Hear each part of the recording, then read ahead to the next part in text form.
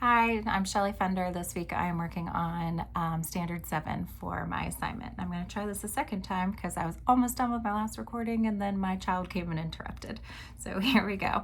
Part of micropolitical leadership is demonstrating awareness of informal groups and relationships among school staff and utilizing these as a positive resource.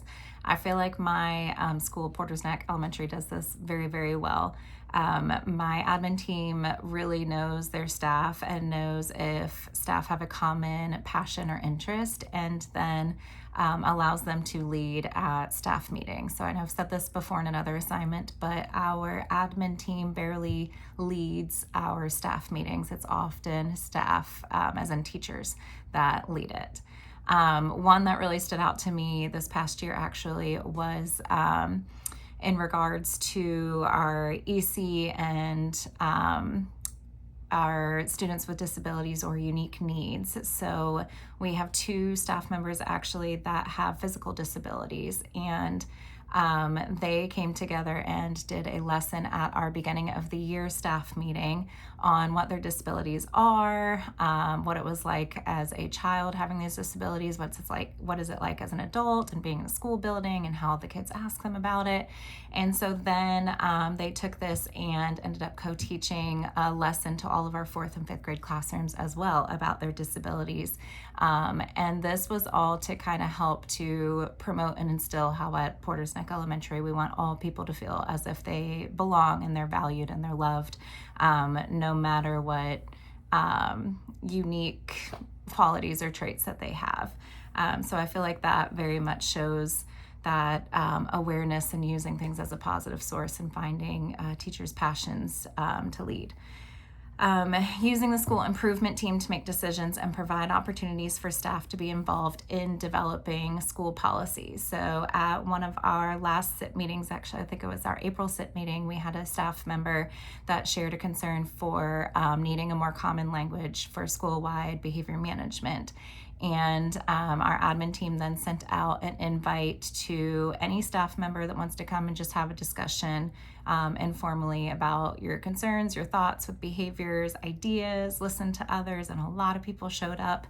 And this eventually ended up rolling into now we have a behavior management action team that's kind of working through the summer and planning out some of that common language for our next school year, coming up with visuals and things like that. And that shows that a teacher voice is very important and very valued. The article, What to Do When Your School is in a Bad Mood, that article really resonated with me for this standard. So one of the quotes in there says, building and sustaining school morale are essential functions of school leadership. Education leaders can use 3 crucial strategies to turn a school's bad mood into the kind of good mood that promotes student learning and success. So this stuck with me because I've always had a sign in my classroom since my first year teaching that says we carry our own weather.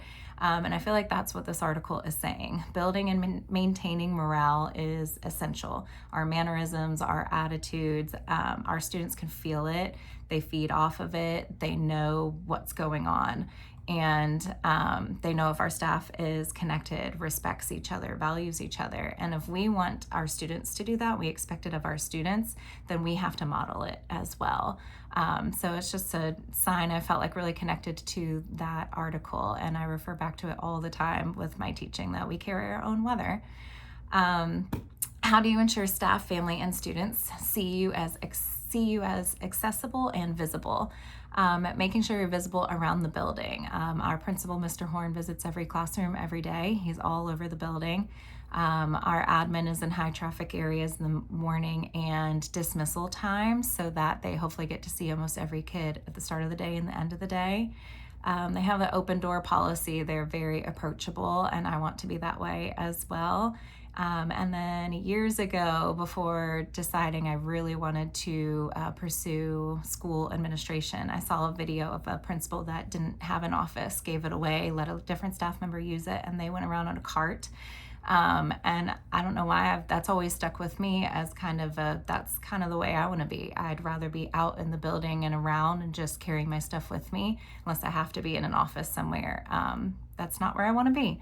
I want to be out around the building with the kids in the classrooms. So that might be how I'm visible. How do you prepare for the unknown, such as tragedy, an accident, a disaster? This was a tough one to kind of talk about and figure out, but I thought through it and talked to my admin team about it, and we kind of decided you have to be a quick thinker. To be a quick thinker, you have to premeditate some of those unknowns and tragedies that could happen. But with premeditating and kind of having a plan of your response, you also have to find the balance of not letting it overtake or cloud your thinking, not always having the worry that then something bad would happen. You have to be that calm in the storm when you are a school leader. When there's chaos going around, you have to be that common ground. So you have to know how to think rationally in it, which having a plan helps. And then you still have to have a heart to that side of things and be human about whatever is going on. How do you encourage diverse views and maintain both vertical and horizontal communication? With this, I feel like respect is a huge part of it. Having that listening ear, building trust, empathy, but I think it all comes down to having the common goal of our students' achievement and well-being has to be the most important. It has to drive all conversations and decisions that are made. And for all this to happen, communication is key. Have to communicate, have to be a team, or a village. It takes a village.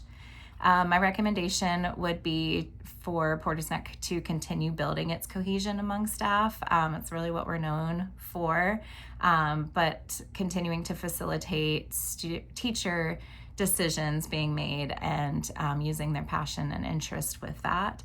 And then also for my admin team to continue the visibility that they have and their availability to staff members or to students when needed.